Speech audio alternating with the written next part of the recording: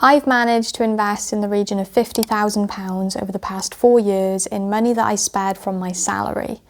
I've never been a higher rate taxpayer, and yet I've probably got close to 5 times the amount in my stocks and shares i.s.a. than others in my age group. Also, when you look into it, only around half of people in the UK even have an i.s.a. account at all. So the gap here has a lot to do with awareness, but maybe also confidence. So in this video, I wanted to run through the 5 things I think put me ahead when it comes to investing and building a sizable portfolio without just earning loads of money to do so. Before I continue, please know that I'm not a financial advisor and this isn't financial advice. Your money is at risk when you invest. Here's a quick bonus tip before we even get started: investment tracking. As soon as I started to track my progress, I found my motivations to invest increased massively. I can see that my mortgage is costing 3%, my savings are making 4%, but my investments are returning 14%. It's incredible. If you're already investing and don't know exactly how much you've made or what your investments are returning per year, then I've got a template that lets you do that in Excel, and I'm also developing an app that does it all from your phone. Visit the links below if you want to find out more. Firstly then, let's talk about the fact that successful investors are often intentional with their investments. This is super important because without intention, you've got zero conviction and literally no rationale behind your investment strategy. Without a proper reason to invest, your resolve becomes weak and the whole exercise is just a vanity project. If you can't think of a good reason as to why you're investing, then you might find it difficult to keep going. Also, it isn't good enough to just think, I want to invest to get rich or to simply get more money. If you're currently only thinking about it on this surface level, then you should try to dig deeper. Find a reason that will keep you going through all the volatility and the market crashes that are bound to come your way. For example, when I think about why I want to invest, it's firmly rooted in the future and the life I want to lead when I'm older. Take my £50,000 stocks and shares i.s.a. This is an account that I can access before my lifetime i.s.a. or my private pensions become available. Me and my partner use these accounts because we want the option to choose early retirement. I also want to avoid these stresses of having to actively earn every single pound I have, and so I prioritise investing as a means to build up a passive income source that will keep generating money without me lifting a finger in later life. This is important to me because I want to spend as much time as possible with my partner and also our future children when we have them.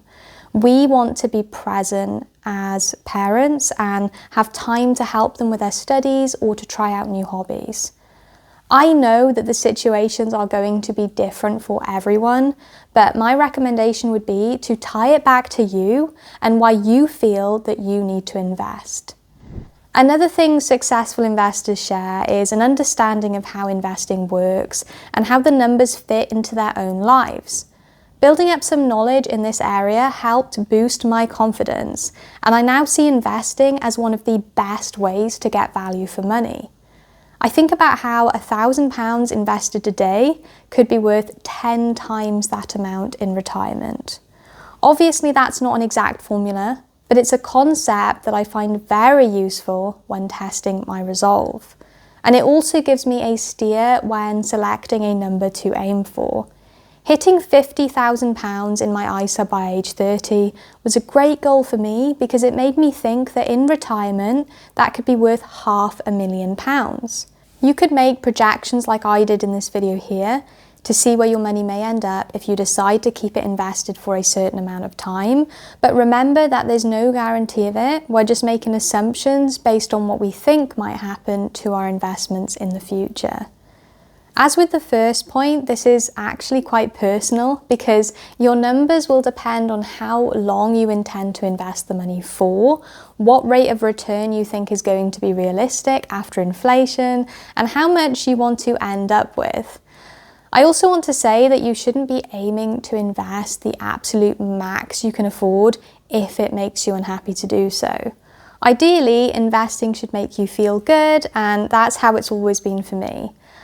I still have things that I enjoy spending my money on, and I also never feel guilty about that or the money I choose to invest either. I think with the right balance, you'll end up getting closer to your goals in the long run anyway. And speaking of goals, the ones most likely to be achieved are those that are planned out and written down.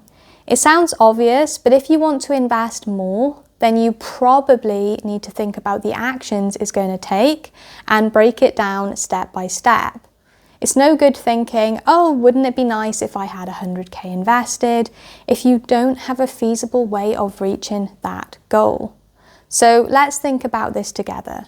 For someone starting out wanting to invest some money, the steps might involve asking yourself, why do I want to invest? How much should I invest? What accounts or platforms should I use? What should I invest in? And how frequently should I invest? Answer these questions and you've got everything you need to create your own investment plan that will help you build your own investment portfolio way faster. This leads me into the next quality that successful investors have, which is consistency. I invested for 36 months straight when I started investing. That meant I set money aside every single month without fail to go towards building up my investments. When I started investing into Vanguard, I was probably earning around 28k per year and I didn't have a lot of spare money, but I created a budget and found a way to invest a few £100s each and every month. The easiest way I found is to spend money on the essentials first and then see what you can spare from the money that is left over. Just please never ever invest money that you can't afford to lose, because investing is a risk and you might get back less than you put in. That said, to make the most out of investing, you'll want to make it into a habit. The problem is that habits are notoriously difficult to maintain, especially at the start. But one thing you can do to make it easy is to just set the investments on auto. Quite literally, the apps I use all have an option to set up a direct debit or recurring payment. And if you answered the questions we ran through earlier, you'll already know what you need to do that, including how much, where and when you should be investing. After that, the consistency part becomes much easier because all you need to do is have the resolve not to cancel the payment. And like me, you can choose to increase the amount you are investing with every salary increase or any extra savings that you make. Another thing is that to be consistent, you actually need spare income every month. I know that for a lot of people, that's going to be hard or maybe even impossible to find the money to invest. It's not for me to tell you what to prioritize, as that's very personal, but I've made decisions along the way that demonstrates how I've personally prioritized investing over other things.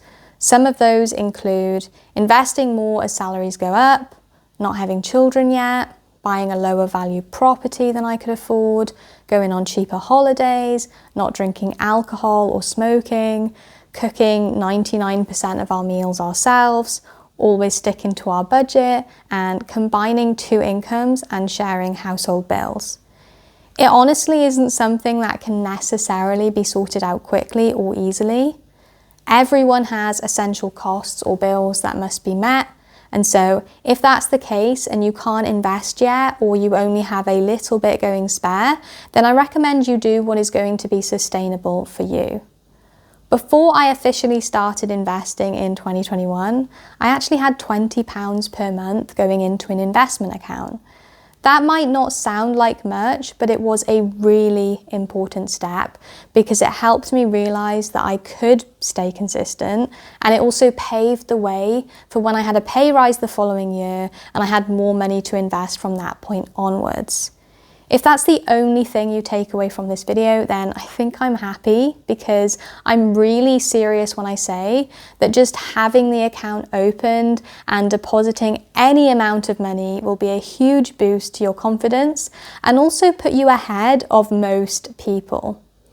I mentioned about working on your resolve and also understanding your numbers earlier in the video, because in order to invest, you're going to have to choose to invest money that could be otherwise spent or saved elsewhere. I've come up against both of these scenarios, and I found that my resolve helps me prioritize investing over spending, and the understanding of the numbers helps me prioritize investing over saving. Thanks for watching, and I'll see you in the next one.